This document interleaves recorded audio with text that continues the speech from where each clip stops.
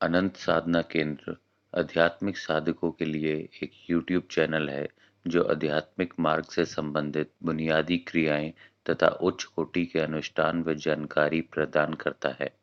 हमारे यहाँ किसी प्रकार के गंदे ताबीज नहीं बेचे जाते। ये जानकारियाँ केवल साधकों के ज्ञान हेतु दी जा रही हैं। किसी भी प्रकार की साधना शुरू करने के लिए गुरु मार्गदर्शन अति अनिवार्य है। अनंत साधना केंद्र में आप सबका आज की चर्चा में स्वागत है। किसी भी आध्यात्मिक क्रिया में कुछ भाग बहुत अनिवार्य होते हैं जिनको पूर्णता से करने पर फल निश्चित रूप से मिलता है। आज की चर्चा इसी विषय पर है जिसे हम पूजन विधि के नाम से जानते हैं। बहुत से लोग नित्य पूजा या साधना करते तो हैं परंतु उनको फल प्राप्ति नहीं होती है। इसका कारण यही है कि उन्हें पूजन विधि नहीं मालूम। तो आइए जानते हैं नित्य पूजन कैसे करें और पूजा करने की सही विधि। किसी भी प्रकार के पूजन, साधना, क्रिया या अनुष्ठान में पूजा विधि किस रूप से करनी चाहिए, इसका विधान जानना बहुत अनिवार्य है। यदि हम छोटी पूजा करना चाहते हैं तो पंचोपचार पूजन विधि का पालन कर सकते हैं। यदि विस्तृत पूजा की इच्छा है तो उसके लिए षोडशोपचार पूजन विधि का पालन करें। इसमें चरण दर चरण पूजन के नियमों का समावेश किया गया है। पूजन में 3 प्रकार के पूजन का महत्वपूर्ण स्थान है: पंचोपचार पूजन, दशोपचार पूजन और षोडशोपचार पूजन। मुख्य रूप से गृहस्थ साधकों को पंचोपचार पूजन का विधान बताया गया है। ये सरल के साथ साथ सटीक भी है जो सभी गृहस्थ आसानी से कर सकते हैं। तो आइए जानते हैं पंचोपचार पूजन है क्या। इस पूजन में देव देवी जिसका भी आह्वान किया जाता है या आप अपने पितृ, स्थान देवता या जिनका भी पूजन कर रहे हैं या जिनके प्रति पूजन समर्पित है उनको 5 रूप से पूजन दिया जाता है।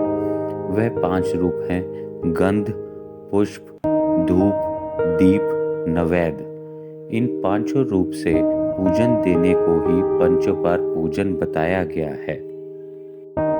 पंचोपचार पूजन के साथ कुछ क्रिया और विकल्प की आपको जानकारी दी जा रही है जिसे नित्य पूजा का भाग बनाने से अति शीघ्र कृपा प्राप्त होती है।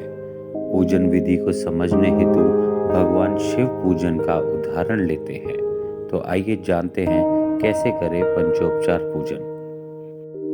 अपने दाएं हाथ में कुछ चावल लें, बाएं हाथ से उन्हें ढककर सबसे पहले भगवान शिव का आह्वान करें। उन्हें मानसिक रूप से पूजा में स्थान दें और आपकी पूजा स्वीकार करें ऐसा आग्रह करें और चावल किसी पात्र में छोड़ दें।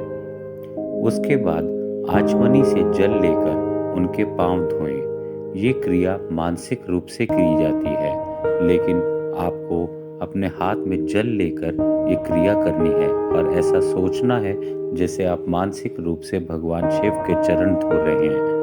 उन्हें स्नान करवाने का भाव करें और जल को दूसरे पात्र में छोड़ दें। मौली, कलावा आदि का एक टुकड़ा तोड़ें और वस्त्र के रूप में उनको भाव सहित अर्पण करें और कलावा को तीसरे पात्र में रख दें। चंदन या कुमकुम से तिलक करें, तीसरे पात्र में उसे भी रख दें। इत्र को रुई पर लगाएं और कुछ पुष्प लेकर उनका अभिनंदन करें और रुई या पुष्प को तीसरे पात्र में छोड़ दें। ये क्रियाएं आपको करते हुए मानसिक रूप से ऐसा भाव रखना है कि आप ये सब पूजन भगवान के लिए कर रहे हैं। उसके पश्चात धूप से आरती उतारें, धूप दिखाएं भगवान को। दीप से आरती करें, दीप ज्योत दिखाएं भगवान को। कुछ चावल चढ़ाएं पहले पात्र में। भोग के रूप में पतासा या इच्छा अनुसार भोग दें और पहले पात्र में रख दें। हाथ धोने के लिए जल दें, पीने के लिए जल दें और दूसरे पात्र में छोड़ दें। ये क्रियाएं आपको पूरे भाव के साथ करनी है। ये याद रखें कि इन क्रियाओं का कोई फिक्स कर्म नहीं है।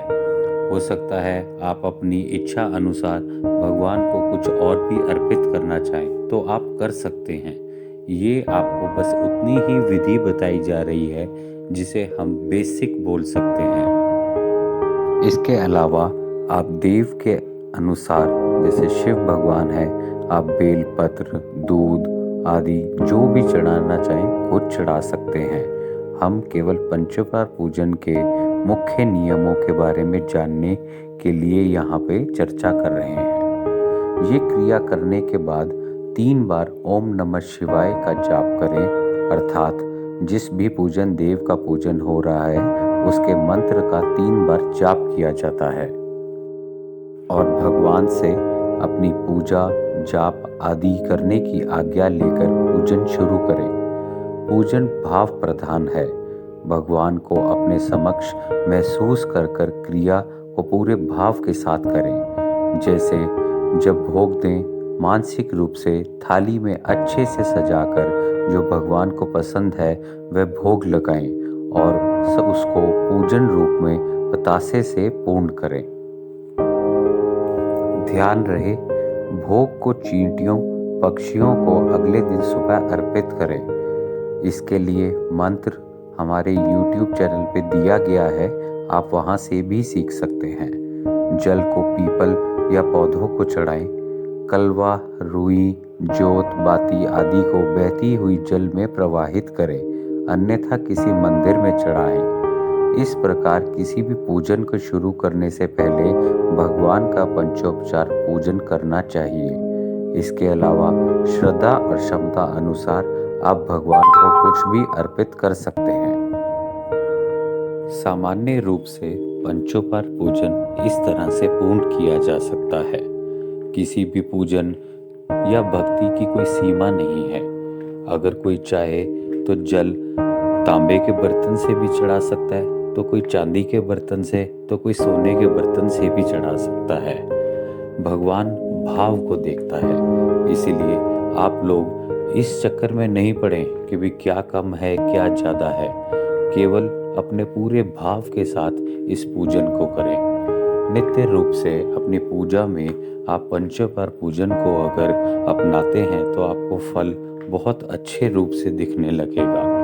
किसी भी साधना में या सिद्धि में अगर आपको पंचोपचार पूजन के बारे में बताया गया है तो आपको इसका अर्थ पता होना चाहिए।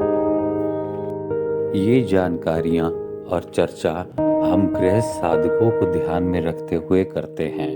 ना ही हम बहुत बड़े कोई पंडित बनने जा रहे हैं और ना ही हमने किसी के घर जाके कर्मकांड करना है। ये चर्चा और ये ज्ञान इस प्रकार दिया जा रहा है कि एक गृहस्थ साधक अपने घर पर रहकर अच्छे से पूजन कैसे कर पाए। इसलिए बिना किसी शंका के आप इसे अपना सकते हैं और इसके प्रति इस पंचोपचार पूजन से जुड़े किसी भी प्रश्न को हमसे पूछ सकते हैं।